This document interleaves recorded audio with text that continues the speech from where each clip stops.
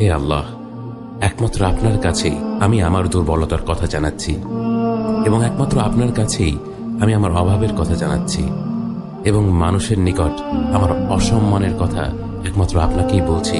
হে আরহামার রাহিমিন, আপনিই তো প্রতিটি দুর্বল ব্যক্তির রব এবং আপনিই আমার রব। আপনি কার কাছে আমাকে ছেড়ে দিলেন? এমন অচেনা মানুষদের কাছে যারা আমার ক্ষতি করতে চায়, নাকি এমন শত্রুর কাছে যাকে আপনি আমার চেয়ে অধিক শক্তি দিয়েছেন? হে আল্লাহ, যদি আপনি আমার উপর রাগ না করে থাকেন তাহলে এর কিছুতে আমার কিছু আসে যায় না, কিন্তু আপনার আশ্রয় পেলে আমার পরিস্থিতি আরেকটু সহনীয় হবে।